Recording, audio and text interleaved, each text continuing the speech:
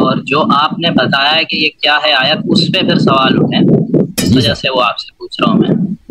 قرآن کی آیت جو ہے سورہ نمل کی آیت نمبر 62، امن یجیب مضطر اذا دعا، جی اصل میں اس میں اس کا جو یعنی اس طرح اتنی عربی یا سیگا کیا ہوتا ہے، پروناؤن کیا ہوتا ہے، اتنی ہمیں نالج تو نہیں ہے، مگر جب اس کا ہم ترجمہ پڑھتے ہیں، جتنے بھی ترجمے پڑھ لیں، تو اس میں ہم ایک چیز دیکھتے ہیں کہ وہاں پہ قرآن میں اللہ فرما رہا ہے کہ وہ کون ہے جو مصیبت میں گرے ہوئے شخص کی فریاد کو سنتا ہے اور اس کی مصیبت کو اس سے دور کرتا ہے۔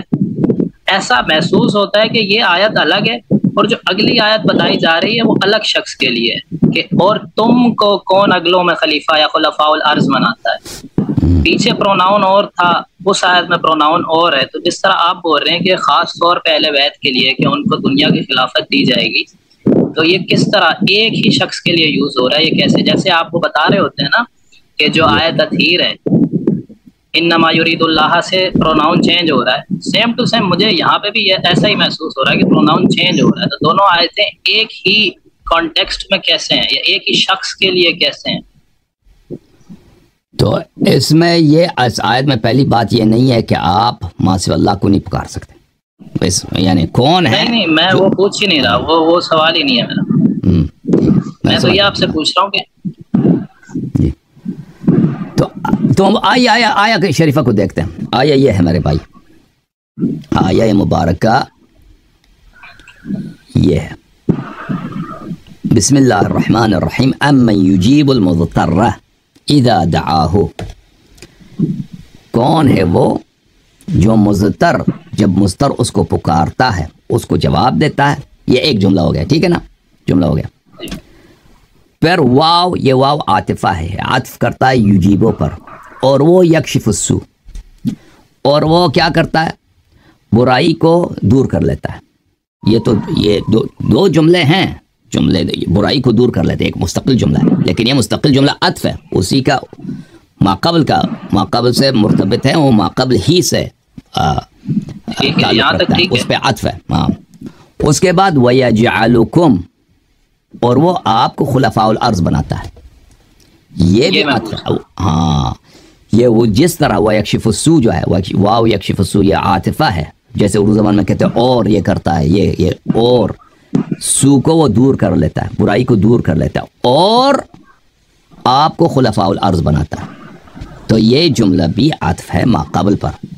تو یہ سب ایک ہی بات ہے، ایک ہی مسلسل کلام جاری ہو رہی ہے، یہ استیناف نہیں، استیناف بولتے ہیں نئے کلام کو شروع کر رہا ہے، کہ یہاں سے ایک نئی بات شروع ہو گئی ہے، جس طرح نہیں ہے کہ یہاں سے ایک نئی بات شروع ہو گئی، اسی کلام کا استمرار ہے، اسی کلام کا جو ہے کنٹینیویشن ہے، ٹھیک ہے نا۔ اب یہاں پہ نیا کلام شروع ہو گیا ہے، الہ مع اللہ، کیا اللہ کے ساتھ کوئی اور اللہ ہے؟ یہ نیا کلام ہے، یہ نیا کلام ہے، لیکن پرانا جو ہے وہ عطف ہو رہا ہے ماقبل پر۔ جی سر، میں یہ نہیں کہہ رہا، مطلب یہ جو امن یجیب مضطر اذا دعا، یہ الگ یعنی یہاں پہ ورڈنگ چینج ہو جاتی ہے، یہ میں نہیں کہہ رہا، یا یہ الگ بات شروع ہو جاتی ہے، یہ بھی میں نہیں کہہ رہا۔ میں یہ کہہ رہا ہوں کہ یہ جو مخاطب ہے نا، وہ یہاں ان دو آیتوں میں چینج ہو رہا ہے، جو محسوس ہو رہا ہے ایسا۔ میں نے پہلے یہی بات کی کہ مجھے قرآن سے کس طرح استدلال کرتے ہیں اتنا کوئی ڈیپتھ میں تو نہیں پتا، مگر جو سامنے نظر آ رہا ہے کہ اسی طرح سے آپ کو یعنی جو نبی کی بیویاں ہیں ان کو اہل بیت سے یعنی بولتے ہیں وہ شامل نہیں ہے، کیونکہ وہ پروناؤن اور مخاطب چینج ہو رہا ہے، جو آیت تطہیر ہے اس میں ایسا ہے نا۔ تو اسی طرح یہاں پہ بھی ایسے لگ رہا ہے جیسے پروناؤن چینج ہو رہا ہے کہ کون ہے جو اس کی فریاد کو سنتا ہے اور اس کی مصیبت کو اس سے دور کرتا ہے، ٹھیک ہے، اور آگے اور آپ کو خلفاء الارض بناتا ہے، یعنی یہ آپ والا بندہ الگ ہے اور جو مضطر بندہ ہے وہ الگ ہے، ایسا محسوس ہو رہا ہے۔ ایسا نہیں ہے تو یہ ایکسپلین کر دیں۔ دیکھیں جو آیت تطہیر ہے سورہ احزاب کی میں، آیت تطہیر کون سا نمبر ہے میں دیکھ لوں تاکہ میں آپ کو دکھا دوں پورا آیا۔ آیت 33 نمبر آیت ہے شاید، 33، مجھے بھی یہی اندازہ ہو رہا تھا کہ میں پیج کھول دوں اس کا۔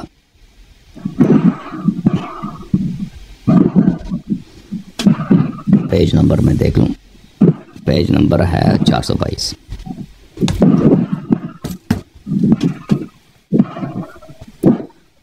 اپنے مائک کو کسی چیز سے ٹچ نہ ہونے دیں، وہ اس سے آواز آتی ہے. میں مائک بند کر دیتا ہوں.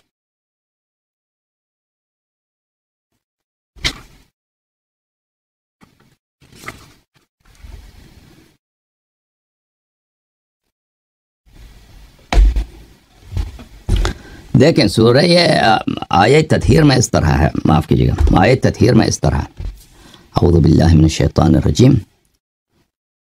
وقرن فی بیوتکن، اور یہ صیغہ بالکل صیغہ ہے عورتوں کے لیے، اناس کے لیے، مؤنث کے لیے. اپنے گھروں میں ٹھہرے رہو. ولا تبرجن تبرج الجاہلیت الاولی، اور جاہلیت اولی کی طرح کھلے عام قبیح طور پر باہر نہ نکلا کرو. وَأَقِمْنَا الصَّلَاةَ وَآتِينَا الزَّكَاةَ، اور نمازیں پڑھا کرو اور زکاتیں دیا کرو. اور یہ واضح ہے کہ اسی جماعت سے خطاب ہو رہی ہے جو عورتوں کی جماعت ہے. یہ سب صیغہ، جیسے اردو زبان میں ہم کہتے ہیں نا، عورت کہتی ہے میں کاتی ہوں، مرد کہتا ہے میں کاتا ہوں. تو اس میں فرق ہے، کاتی ہوں کاتا ہوں. بولنے سے پتہ چل جاتا ہے کہ ایک عورت ہے ایک مرد ہے. تو یہ مختلف لوگ ہیں. اچھا. وَأَطِعْنَا اللَّهَ وَرَسُولَهُ، اور تم طاعت کرو اللہ اور رسول صلی اللہ علیہ وآلہ وسلم کی. انما یرید اللہ لیذھب عنکم الرجس اہل البیت. اب جو ہے بالکل صیغہ بدل گیا، یہاں پہ صیغہ مذکر ہو گیا، صیغہ مذکر ہو گیا کہ اللہ صرف اور صرف اللہ چاہتا ہے کہ صرف اور صرف آپ اہل بیت علیہ السلام سے رجس کو دور کرے اور آپ کو پاک و پاکیزہ بنائے. اور پھر رسول اللہ صلی اللہ علیہ وسلم سے جتنی روایات ہیں اس آیت تطہیر کو انہوں نے انما یرید اللہ کو مستقل پڑھا ہے، مستقل انہوں نے پڑھا ہے ایک آیت کی طور پر. یہ مثلا آیت کس طرح بنتی ہے، آیت کس طرح بنتی ہے، مثلا ایک کلام ہے، اس میں سے اس کو 3 آیتیں کیسے بنتی ہیں، وہ ایک آیت کیسے بنتی ہے، اس کا معیار یہی ہے کہ رسول اللہ صلی اللہ علیہ وسلم جہاں پہ وقف کرتے تھے وہ ایک مستقل آیا ہوتا تھا. ٹھیک ہے نا. اب صحابہ نے اس کو ماقبل آیا کا حصہ بنا دیا، اور صحابہ نے کیا کیا ہے، صحابہ نے اب اس کو یہاں پہ سورہ احزاب میں داخل کیا. یہ واقعہ نے سورہ احزاب کا جزء تھا، کیونکہ قرآن کا جو ترتیب ہے وہ تو صحابہ کا اجتہاد ہے، اور پھر آیات بنانا، آیات کی فواصل ڈالنا، یہ بھی صحابہ کا اجتہاد ہے. جہاں تک رسول اللہ صلی اللہ علیہ وسلم کی احادیث کا تعلق ہے، انہوں نے ہمیشہ یہ آیت مستقل پڑھی ہے، اس ماقبل کے ساتھ مل کے. کسی روایت میں نہیں ہے کہ انہوں نے پڑھی ہو. اچھا جی سر بولیں، مائک کھول دینا اپنا.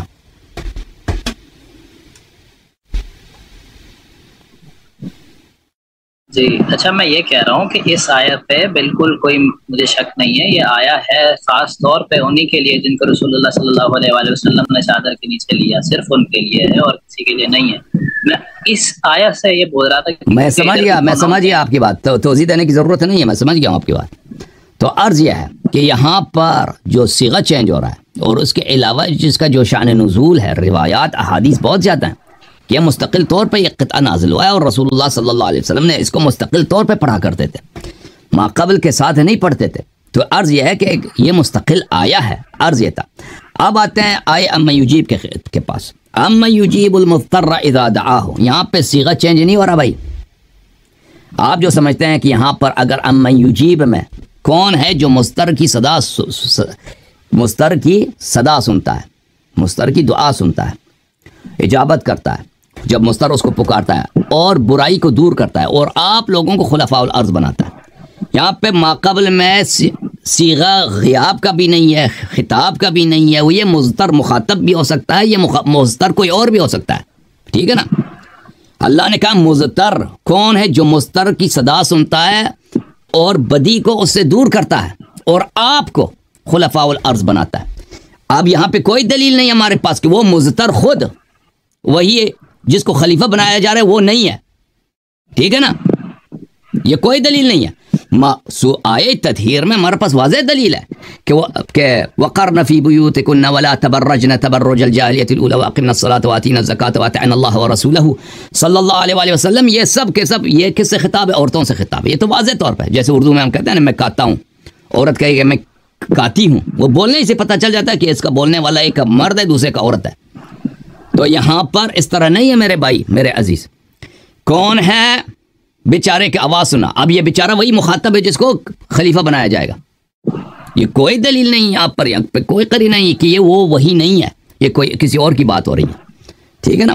اور نہ کوئی حدیث ہے نہ کوئی روایت ہے کہ وَيَجْعَلُكُمْ خُلَفَاءَ الْأَرْضِ جو ہے یہ بعد میں نازل ہوئی ہے, اس کی شان نزول کچھ اور ہے, اس کی شان ماقبل کی شان نزول کچھ اور, اس طرح بھی کوئی شواہد نہیں, بلکہ شاہد یہی ہے ہمارے احادیث میں کہ یہ ایک ساتھ ہی نازل ہو گئے, اکٹھے نازل ہو گئے.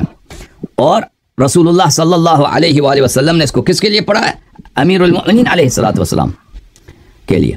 ہمارے ہاں, آپ کے ہاں اس کی کوئی حدیث ہی نہیں ہے. یعنی آپ تفسیر در منصور میں اگر جائیں, یہ تفسیر در منصور ہے, جلد نمبر 6, چاپ دارالفکر, یہاں پر اما یجیب المضطر اذا دعاہ ویکشف السوء, یہاں پہ اس کی شان و نزول میں کہ کس طرح نازل ہوئی ہے, بھلے یہاں پر کوئی نہیں ہے, کوئی حدیث نہیں ہے, صرف ایک روایت ہے. دیکھیں یہ روایت ہے رسول اللہ صلی اللہ علیہ وآلہ وسلم سے, عن سعد بن جنادہ قال رسول اللہ صلی اللہ علیہ وآلہ وسلم من فارق الجماعت فهو في النار على وجه, جو جماعت حق کو چھوڑے وہ اپنے چہرے کے ساتھ جہنم میں مارا جائے گا. لأن اللہ تعالی یقول, اللہ تعالی کہتا ہے اما یجیب المضطر اذا دعاہ ویکشف السوء ویجعلکم خلفاء الارض, یعنی رسول صلی اللہ علیہ وسلم نے اس کو ایک ساتھ پڑھا ہے. اللہ یہ کہتا ہے فالخلافۃ من اللہ عز وجل, خلافت اللہ کی جانب سے, فإن كان خيرا فهو يذهب به وإن كان شرا فهو يؤخذ به, اگر خلافت اچھا ہو تو وہ اس کو اللہ, تو وہ شخص تو وہ خلیفہ, اگر خلیفہ اچھا ہو تو اس کو اس کی جزا ملے گی, اور اگر خلیفہ برا ہو تو اس کے جواب دینا پڑے گا. علیک انت بالطاعۃ فیما امر اللہ تعالی بہ, آپ پہ واجب ہے کہ آپ طاعت کریں, ٹھیک ہے نا. تو یہ اس کی روایت ہے. شان نزول یہی ہے کہ بھائی پیغمبر صلی اللہ علیہ وسلم, شان نزول نہیں ہے کہ کس لیے نازل ہوا ہے, رسول صلی اللہ علیہ وسلم سے جو حدیث ہے انہوں نے اکٹھے پڑھا ہے. اب میں آپ کی خدمت میں عرض کروں, ہمارے ہاں جو شیعہ حدیث ہیں اس میں تو میں نے آپ کو دکھا چکا ہوں, اگر چاہیے میں دوبارہ دکھا دیتا ہوں. وہ دیکھا کہ امیر المؤمنین علیہ السلام نے فرمایا یہ ھذا خاصۃ لنا اہل البیت, یہ کہ خطاب یہ اہل بیت علیہ السلام سے ہے, ٹھیک ہے نا. ٹھیک. اچھا, اس آیت کو کسی کو سمجھانے کے لیے جو انجینئر سے امپریس ہو گیا ہو, تو یہ حضرت یوسف علیہ السلام کی مثال دے سکتے ہیں نا, کہ جس طرح ان کو کنویں سے نکال کے کیسے مصر کا خلیفہ بنا دیا مثال کے طور. جی سر, اس آیت کے مستری صاحب اس آیت سے استدلال کرتے ہیں کہ آپ ما سوی اللہ کو پکار نہیں سکتے, اس کا موضوع وہ یہ کہتے ہیں. لیکن اس آیت میں ایسی کوئی بات نہیں ہے.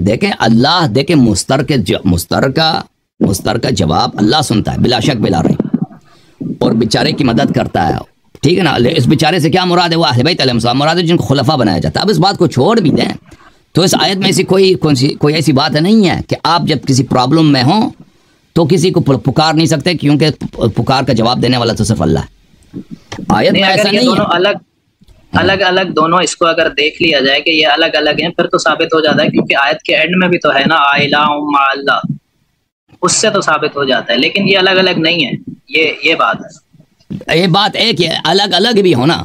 اگر ثابت ہو جائے کہ کہ اللہ کے علاوہ پکار کا جواب دینے والا کوئی بھی نہیں ہے, تو پھر آپ کے لیے حرام ہو جائے گا کہ آپ اللہ کے علاوہ کسی کو نہیں پکار سکتے, چاہے وہ چاہے دنیاوی ہو, چاہے ظاہری ہو, چاہے غیبی سبب ہو, ٹھیک ہے نا. پھر یہی ہوگا اور ہمیں پتہ ہے کہ یہ جھوٹ ہے. اس طرح نہیں ہے کہ اللہ کے علاوہ کوئی مدد نہیں کر سکتا. ہمیں پتہ ہے کہ اللہ کے علاوہ, اگر آپ یہاں پہ گھر میں آگ لگی ہے یا گھر میں چور آیا, دوسرے کمرے میں آپ کا بڑا بھائی بیٹھا ہے, ٹھیک ہے نا, اس کو آپ پکارتے ہیں, وہ ڈنڈے کے ساتھ آ جاتا ہے, چور کو بھگا لیتا ہے. تو یہ آپ نے اگر بڑے بھائی کو بلا دیا, یہ آیت یہ نہیں کہہ رہا آپ اس کو نہیں بلا سکتے, ٹھیک ہے نا. آیت میں ایسی بات نہیں ہے کہ آپ ما سوی اللہ کو نہیں پکار سکتے, ما سوی اللہ کو نہیں. اللہ دیکھیں, اللہ مستر کی جواب کہ پکار کا جواب دے دیتا ہے, برائی اس سے بدی کو رفع کر لیتا ہے, بلا شک بلا ریب اس کا منکر کافر ہے. لیکن اس کا مطلب یہ نہیں ہے کہ آپ کسی اور کو بھی نہیں پکار سکتے, اس کے علاوہ کوئی نہیں ہے, ٹھیک ہے نا. اللہ کے علاوہ کوئی اللہ نہیں ہے. لیکن اگر آپ کسی مشکل میں ہوں, کسی شخص کو پکاریں, اس آیت کا اس سے کوئی تناقض ٹکراؤ نہیں ہے. جی ٹھیک ہے. اصل میں اس چیز سے جو یہ چیز ہے نا, استعانت کا معاملہ, اس سے کافی لوگ, اب آپ دیکھیں کوئی تقریباً 40 لاکھ کے قریب لوگ تو اس کے صرف سبسکرائبر ہیں, اگر کمی بیشی کر لی جائے, کیونکہ اس کا اپنا چینل الگ ہے, دوسرے چینل الگ ہیں, اور بہت لوگ اس سے امپریس ہوئے ہیں. ان سے دلائل مانگو تو وہ جو دلائل دیتے ہیں اس سے کہیں یہ نہیں پتہ چلتا کہ یہاں پہ آپ زندہ سے نہیں مانگ سکتے، مردہ سے مانگ سکتے ہو، یا مردہ سے زندہ سے مانگ سکتے، مردہ سے نہیں مانگ سکتے. ان کو تو پھر بندہ یہی بولے نا کہ زندہ سے بھی پھر مانگنا شرک ہو گیا. کوئی ایسی چیز وہ نہیں دکھا سکتے، لیکن 40 لاکھ لوگ اس کو فالو کر رہے ہیں. اور باقی جو وہابی دوسرے دیوبندی اہل حدیث ہیں وہ بھی اس چیز میں کس طرح نکل گئے ہیں. جو آپ ابن تیمیہ والی بات کرتے ہیں، اگر کسی کو میں یہ بولوں کہ مجھے کوئی ایک فتویٰ، یعنی ابن تیمیہ 700 سال بعد آیا ہجرت کے، تو میں اگر کسی کو بولوں 600 سال ہجرت کے 600 سال بعد کا کوئی فتویٰ دکھا دو، کوئی دکھا تو نہیں سکے گا نا مجھے نہیں، اگر میں یہ کلیم کروں. پکی بات. بالکل بالکل کوئی نہیں. دیکھو ابن تیمیہ سے پہلے کسی نے نہیں کہا یہ شرک ہے، بلکہ ان کے مختلف کتابوں میں ابن تیمیہ کے معاصرین نے علی ابن عبد الکافی السبکی جو ابن تیمیہ کے زمانے میں وہ قاضی القضات تھا شام کا اور مصر کا، اور بہت بڑا مجتہد تھا، بہت بڑا شوافع کا بہت بڑا فقیہ تھا، اور وہ ابن تیمیہ سے کئی گنا بڑا ہے علم میں. اس نے خود ابن تیمیہ کے حیات میں، کیونکہ ابن تیمیہ نے ان خیالات کا اظہار کیا تھا، تو اس کے نص موجود ہے کہ وہ کہتا ہے ابن تیمیہ سے پہلے کسی نے یہ نہیں بولا. ٹھیک ہے نا. تو ابن تیمیہ کے خود معاصرین اکابر علماء نے تصریح کیا کہ ابن تیمیہ سے پہلے یہ بات کسی نے نہیں بولا کہ آپ ما سوی اللہ سے اگر مدد کریں، استغاثہ کریں تو یہ شرک باللہ ہے. ٹھیک ہے.